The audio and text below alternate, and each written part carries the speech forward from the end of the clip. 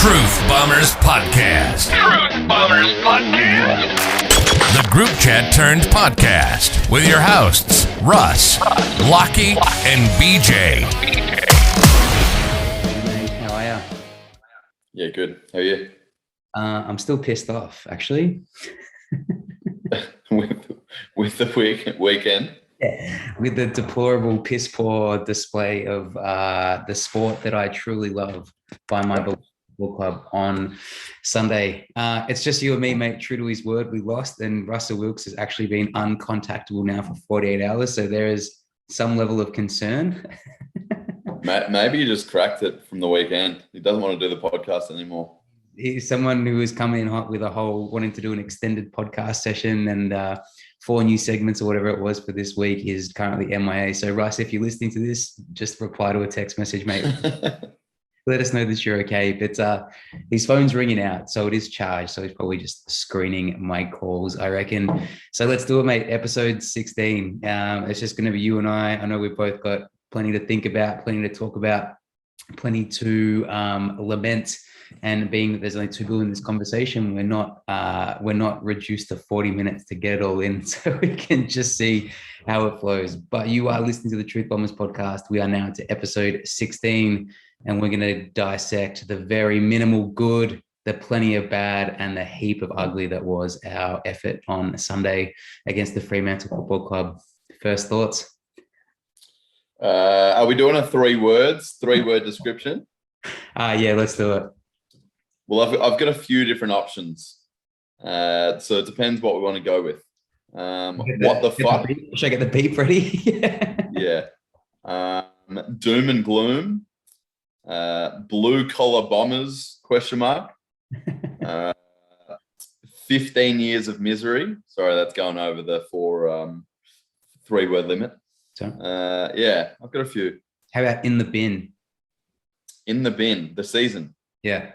Yep, I'd agree with that. How about no more finals? For good.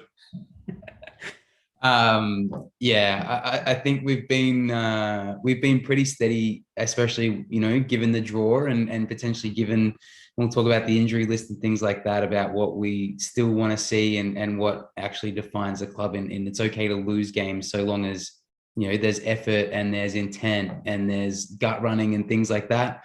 But there just wasn't any of that. And there was basically a half a game of football, which as soon as it got tough, we just decided that it's just not our day. And I think we've talked a lot about the importance of culture and how much we're trying to see it shift and change and how much positivity we thought we'd have coming into this year. And I'm yet to see any of it. And it is just the same old Bombers, the same old Worsfold era of the Essendon Football Club. And it even starts to make me think that, we probably patched over a lot of the holes in our game last year because we did have so many close losses and we did win quite a number of games. We did make it into finals that I think we've all obviously got way ahead of ourselves in where we're at and where our list is at and what we're capable of.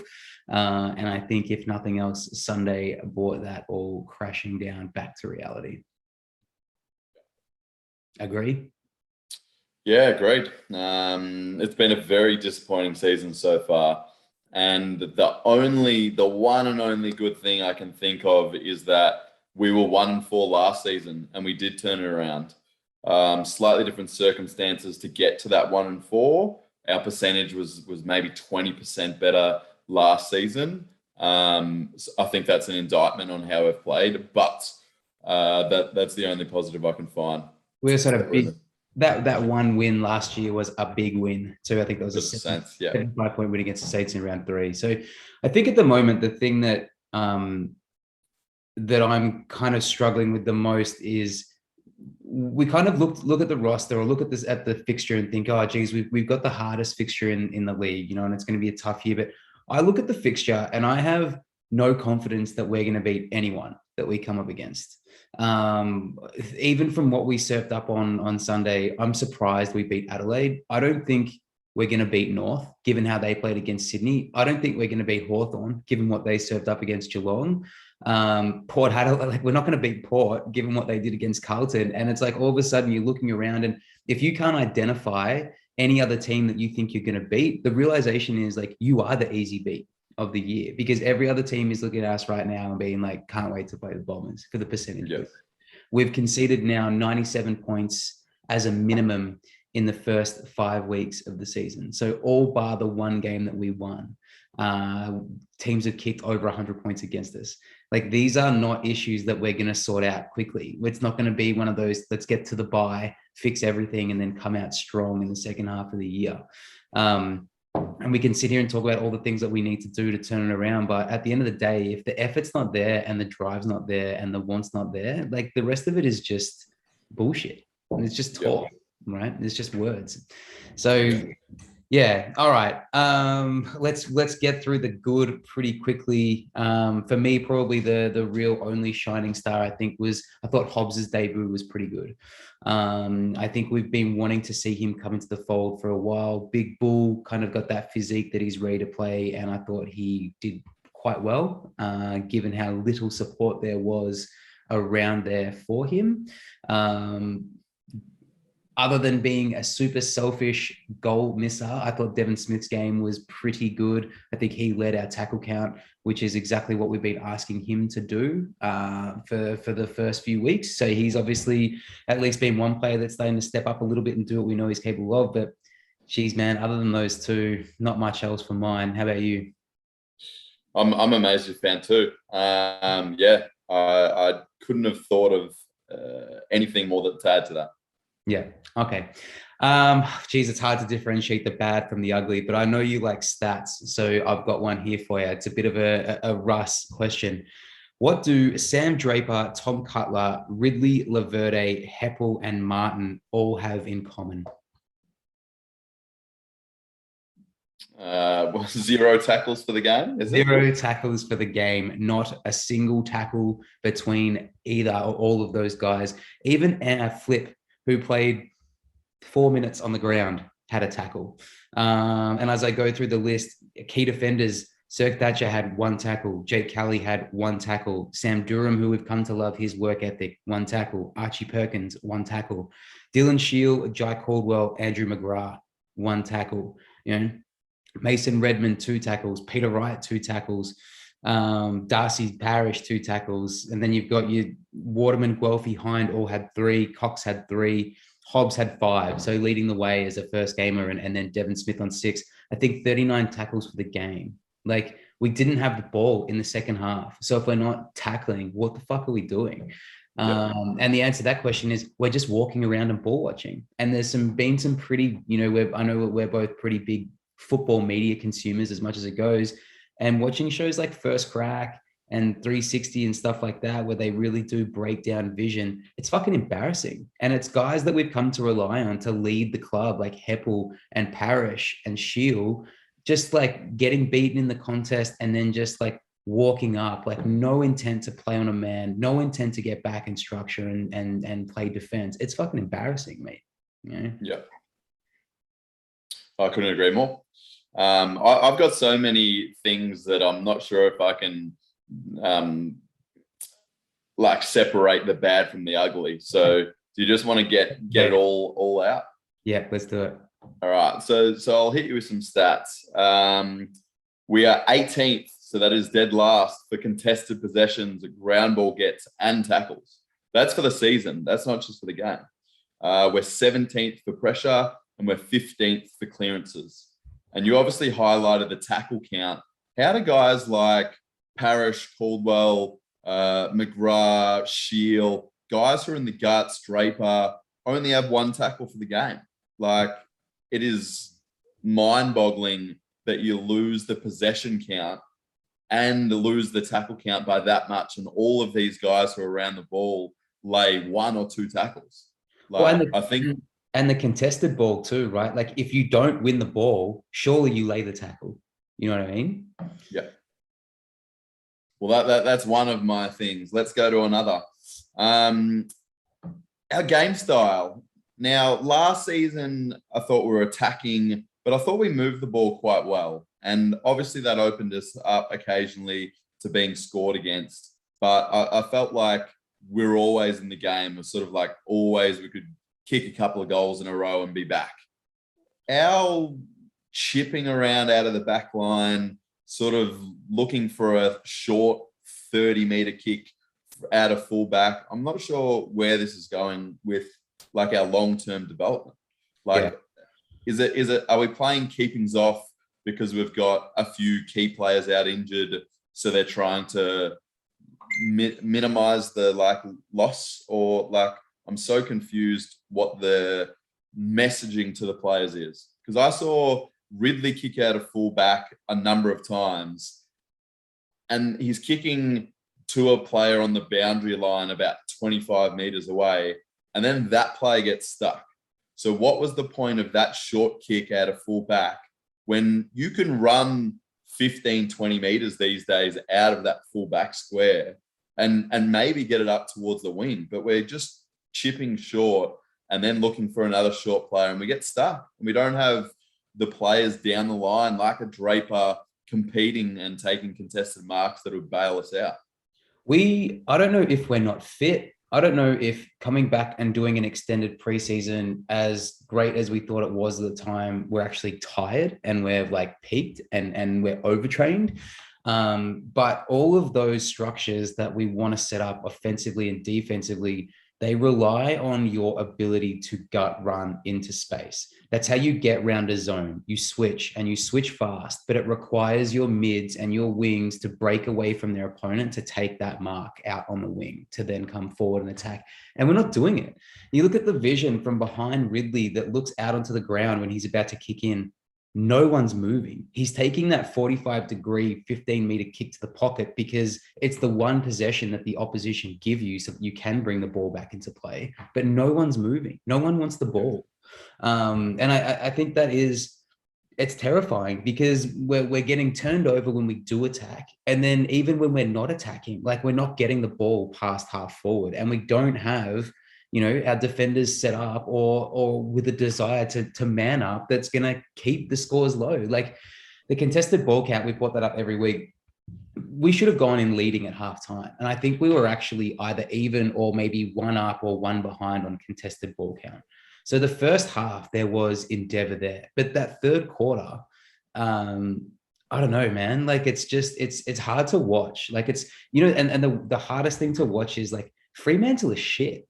Like they are not a top four side. Like they were spraying, they were missing targets, they were fumbling the footy, they were not clean. We did not get beaten by a better side. We just didn't want it. In that second half, we just didn't want the ball. We just didn't want to play. And there's no excuse for that. Yeah, we've got a young list. Yeah, we're maybe out of our top 22 down. Phillips going down in the first quarter. God damn it, another soft tissue injury. Like that all mucks us up a bit. But at the end of the day, like, we've talked about Braden Ham being like the only skill he has is ability to run. At this point, you're almost like, keep him in the side because at least someone's running, and I never thought I'd say that. And I still don't know how much I mean that, but that's kind of where we're at. Like, I don't care if we're getting beaten by 10 goals because we're taking risky kicks and our skills are a bit off. We're just missing that last kick or that last connection inside 50 is not quite there, but there's no excuse for no intent and no running. Like it's just shitty, lazy, like entitled football.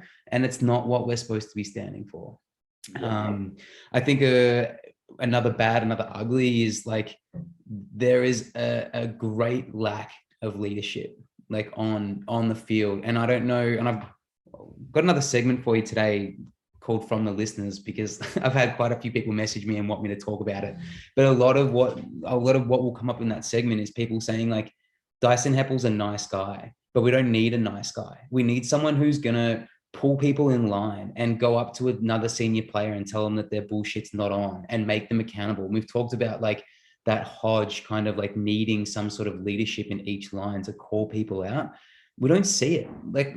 All we do is hear it. We hear it after the game, and Dyson Heppell makes those videos for the Essendon Football League or football club to have on their reels about like, it's about moments and the boys are hurting when they're disappointed with their performance. Like, then fucking show us, because like we're not seeing it at the moment. It's all bullshit. Even Truck in the press conference afterwards, like, get emotional, like start telling us what's going on, because there's obviously a lack of or a miscommunication between what he's telling us and what we're seeing on the field. And either the players don't understand what they're going out there to do, or what they're being told to go out there and do is not what we've come to expect from the Essendon game plan. And that might be fine. If it's something that we're working on and it's just not being pulled off at the moment, then that's fine. But Sunday looked very John Worsfold, very stagnant down the line. Hope someone takes a screamer. We've got a bloke who was ranked second into the Coleman going into this week's match, just could not get anywhere near it. And like, he's ranked second in the Coleman because we've been hitting him up in space, letting him run into the ball, take him up. This week was just like, oh, hopefully drop it on his head and hope that he can just stick his hands up and take a 2-on-1 every time.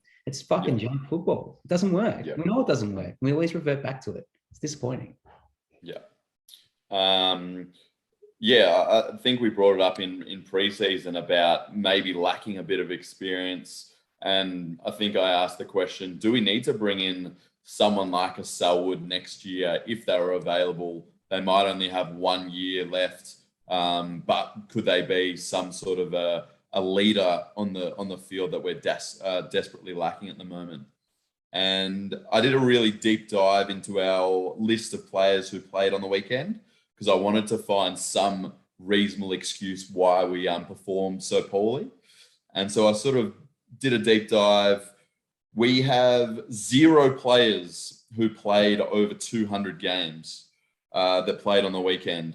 We had 5 that have played over 100, and we had 10 with under 50 games. Now, I thought that was really interesting and maybe gives a little bit of an excuse to why we performed the way we did, like an up and down game. But then I looked at Freo, and they have 5 players over 100 games, just like us. They had 10 players under 50 games, just like us. So that is exactly the same as our age profile, our experience profile, but they looked like a top 4 side and we look like a bottom 4 side. And that's probably the most frustrating thing. I found on the weekend, I thought it was a worse loss than when we played Geelong, purely because when we played Geelong, it was sort of like, okay, we're missing a few players and we're very inexperienced in games played and age compared with them. But against Freo, we didn't have that excuse. Yeah. So I thought that third quarter was the worst quarter by a mile because there was absolutely no excuse for us.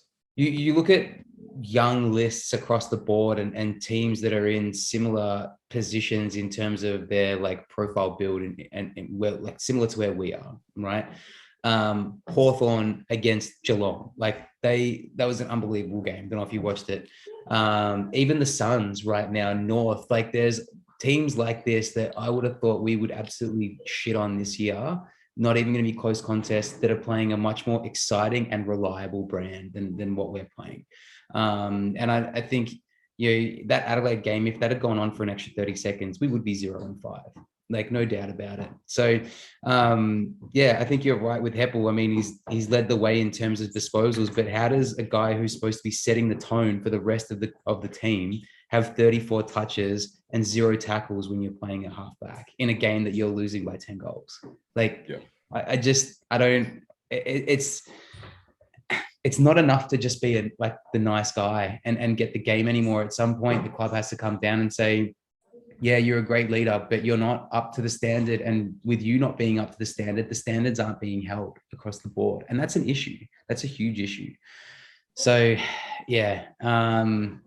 I don't know what the fix is because we are also out 8 players, 8 of our top 22. And they are typically, when you're playing the fast brand of football that we want to play, when you've got a stringer and a tipper and a merit, like you get the ball more, you do have the ball more forward to center, you're able to lock the ball in that forward line. So your back line doesn't get exposed as much.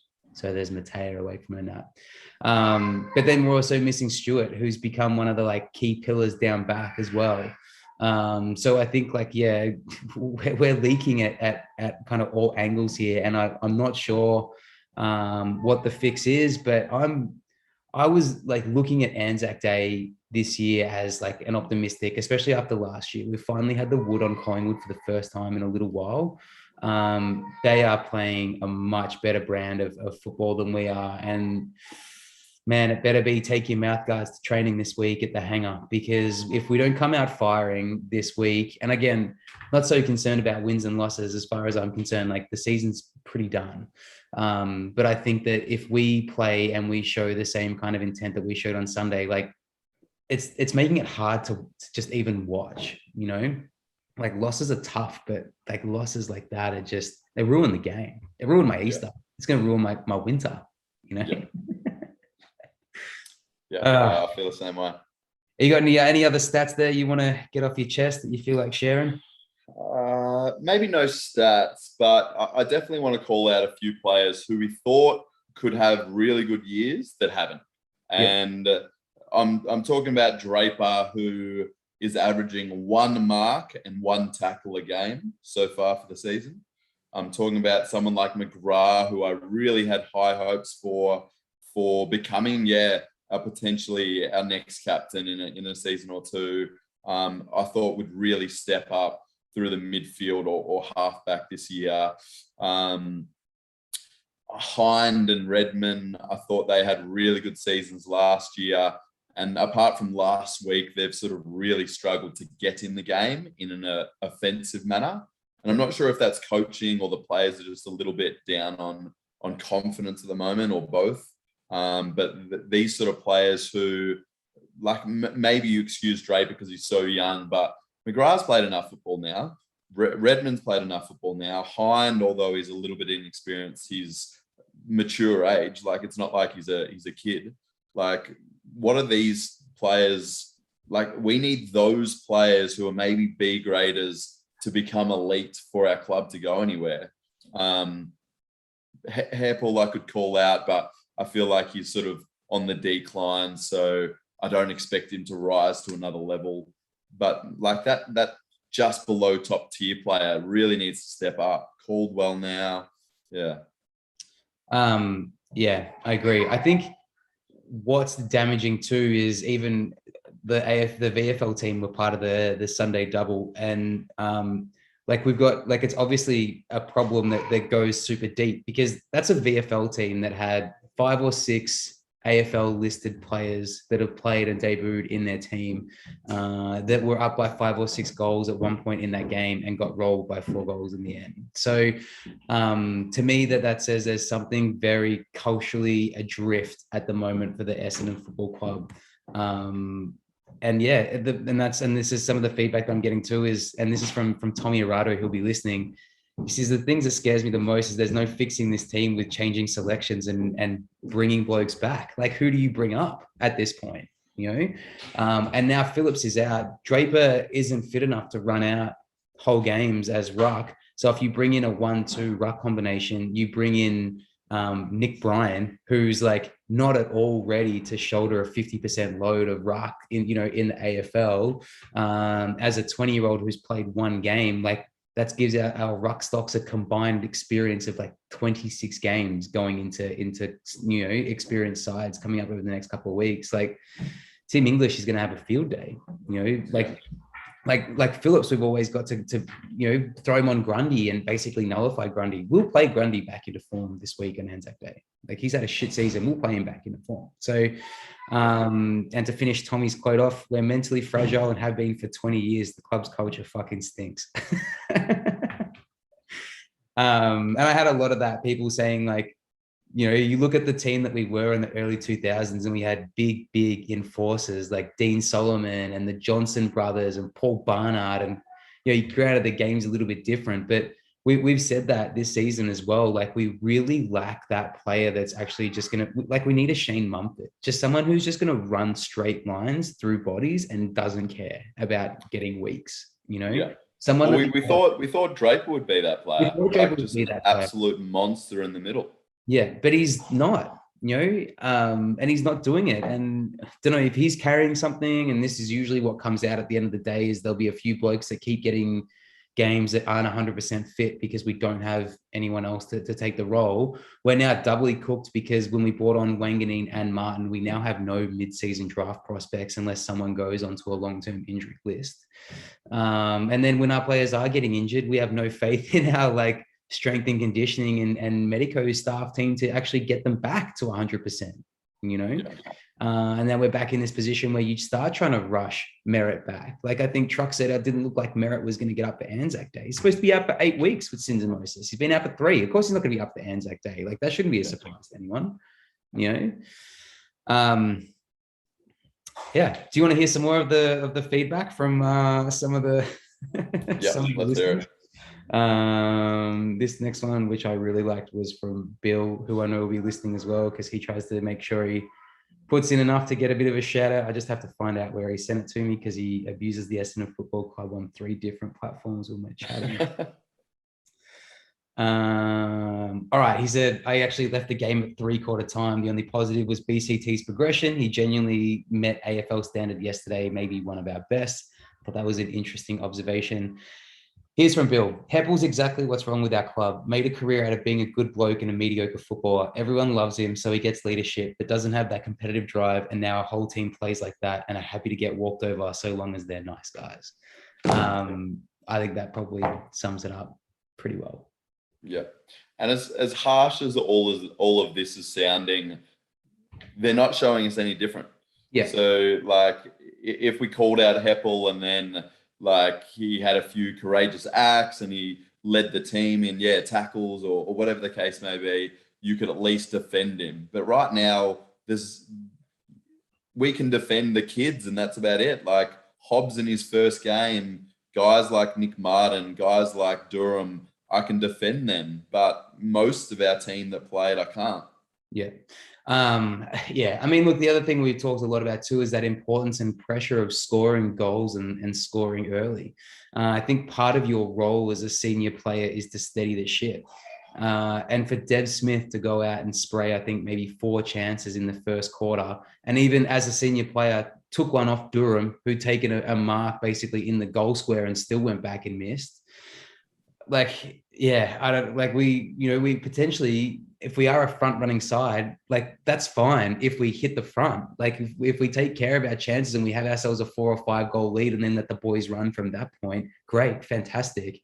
But yeah, there's a lot that when it goes wrong, it just, like you said, it just appears that it becomes too hard and not our day, and we'll put the cue in the rack and we'll try again next week. Yeah, I think I used a few expletives when talking about Smith on the weekend, but that situation that you're just talking about, why as a leader would you call for that? Yeah. Give the young player confidence. Say to him, hold, like, give yourself 10 seconds, go back and kick the goal. Like, give him confidence so that if he's ever in that situation again, he believes he can do it. Whereas calling for the ball and trying to do a snap around the corner and fucking missing is just like the cut. Like, that's the biggest sin for me as a experienced player doing that to a young kid. Yeah. I've got a question for you. Archie Perkins has been having a pretty good year. He was very noticeably quiet on the weekend. How much does Hobbs' inclusion stifle Perkins' development in terms of time through the midfield, time up a little bit more at half forward? Yeah, quite a bit. Like, I thought at the very end of the game or in the last quarter, we put Hobbs into a centre bounce or two, where I didn't see that from Perkins. I think our main problem, though, with getting Perkins into the game was we didn't have any stoppage around in our forward 50, around half forward, where maybe he could push into that sort of role. It was sort of slingshot so fast out of our forward 50 that it made him look bad. Whereas, I'm defending all these young kids. I think they deserve it.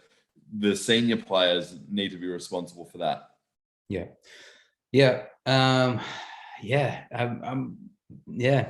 I'm pretty flat, to be honest.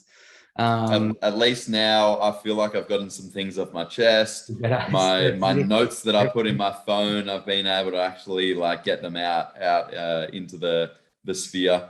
I think you're right too. It's, it's not fun coming on here and bashing the football club, because, like, obviously, we support the club. We're members of the club. Like, we literally pay money to this club. And I think, like, I would much rather be here talking about all the things that are going well and exciting young prospects and how excited I am for this season and the promise that we're showing. But evidently, like we've always said, we wanted to call it how we see it. And at the moment, we're not fucking seeing much to be getting real excited, and up and about. And you can draft all the good quality that you want in terms of like your Cox and your Perkins and your Hobbs and these guys that should be superstars. But Jack Watts got drafted to Melbourne, and that might have been the worst thing for his development as a player at the time, was the culture of the club that he went to at that time. Like, and I'm terrified that that's going to happen to guys like Cox and Perkins and Hobbs. They have all this potential, but they come into an environment where like mediocrity is the standard, and they never kind of fulfill and become those like marquee superstar players that they could have been. Or they leave and they eventuate into those players for other clubs, and they go on to have success elsewhere. Like that starts to become some of the things that you become most worried about, Yeah. Well, let's leave it with this. What you were just talking about, they brought Cox in after tweaking his ankle. And in the first 2 minutes, I saw him fumble a ball and then give a free kick away. And then the next opportunity he had, he dropped the chest mark, an easy chest mark. Yeah. Why didn't we bring him back through the VFL? This is a kid that has so much potential, and we did him a disservice by playing him straight off the bat. He wasn't in form before his injury. He comes back. Like, what you're talking about developing these young kids, I don't think that was developing him, chucking him back in. Yeah, I mean, Cox is obviously super low on confidence, and if nothing else tells you that, the amount of fumbling and even the set shots that he had, like for someone who's supposed to be able to hit a silver dollar from 50 meters away with both his left and his right foot when he's field kicking, like even that 50-meter penalty that he was paid, right before halftime, like he kicked that goal, we go into halftime 4 points up. Does it make a difference? Well, maybe it makes a difference for Cox's confidence and he gets himself a bit more involved in the game. And then from that point, who knows? But he was just spraying them left, right, and center. But I think that there's an element where, when you have players that are in your top 22, especially when you're 8 of those players out of the side, someone like Cox, you probably do bring him straight back in, because we don't have a ton of options at the moment, even watching the VFL, like our VFL team, it's pretty stacked. Like you've got Baldwin, Francis, Ham, Brian, like Jones played, Waller, like there's some big names that we've got big prospects for. But we've, and maybe it just comes down to, like you said, we're super inexperienced, and because of that inexperience, it's not always going to turn out like the Bulldogs in 16. It's more likely going to be, we, for whatever reason, the cards fell our way more than they should have last year. And we were overstated with our capability. And this is more reflective of where we're actually at, because we're going to need 3 or 4 years to get those guys that I've just named off 20, 25, 30 games, and the guys that are ahead of them, like your Cox and your Perkins and your Hobbs, get them up to 50 games, and the 50 games up to 100. And all of a sudden in 4 years, we've got that experience in the side that we want. But it's hard to get consistent, games into players who, like Langford, are on for only 14 or 15 games around, because they have these chronic soft tissue injuries that aren't getting solved and aren't getting fixed. Man.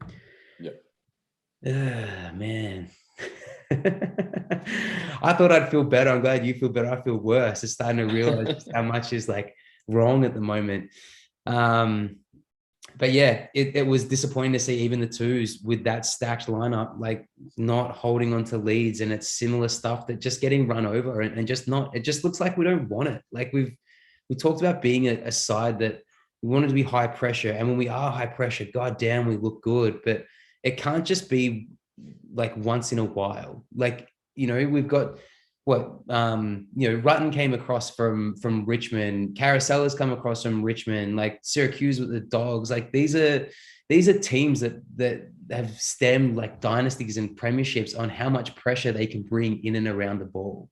And we're not seeing it. There's no hunt, no endeavor, and you shouldn't need to be AFL standard to want to run your ass off. Like it should be embarrassing to those players to be getting turned around and scored on from the goal square multiple times in a game. Like Surely it happens once and there's a conversation that goes around the defenders that's like, watch the out man, call someone back. Like, don't let that happen again. Like, why is there no communication?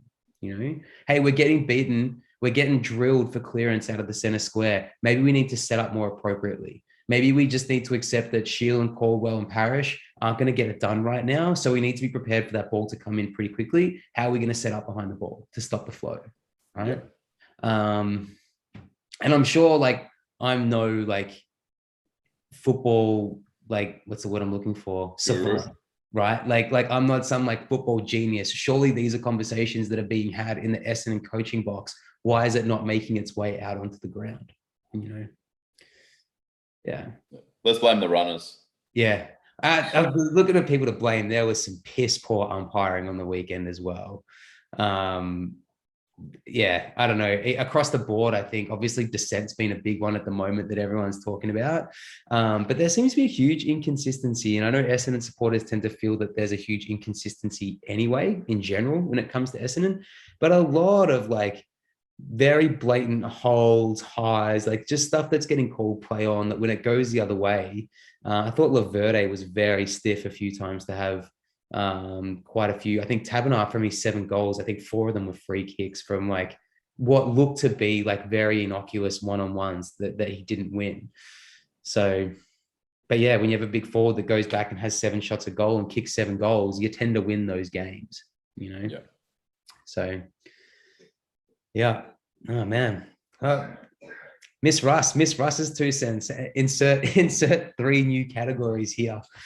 But yeah, hopefully we'll put this one to bed and start looking forward towards Collingwood. But it's going to be an interesting week down at the club. Hopefully we take a bit of a leaf from the Hawthorn Football Club. Take your mouth guards to training. I want to see some boxing or some grappling or some jiu-jitsu, or I want to see some double leg takedowns, like something that's going on, you know, electroshock therapy, like standing around slapping each other in the face and abusing each other's wives and girlfriends, like whatever it takes to just like fire guys up to get in, win a contested ball or lay a tackle. Like 39 tackles for a game you lose by 7 goals is fucking embarrassing.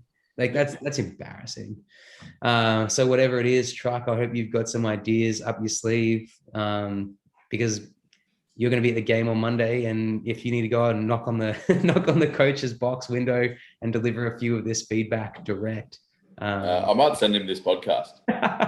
Get him early. Go up to the box with the QR link and get him to scan it. We'll take it straight to this point. Yeah. Alrighty, Benny. All right, mate. Any other final thoughts? No, all vented out. You've aired all your grievances. Yeah. To everyone listening, I hope it's not all doom and gloom for the rest of the year. Hopefully we're sitting back here on Thursday with a little bit more optimism for whatever news has come out between today and then going into Anzac Day, where we are going to go try and live stream. So if you want to see myself and Russ, if he hasn't disappeared, pull our hair out, I'm sure, live, be sure to tune into that one. Lockie, mate, thank you so much for joining me, and we'll speak soon. Thanks, guys. Go Bombers.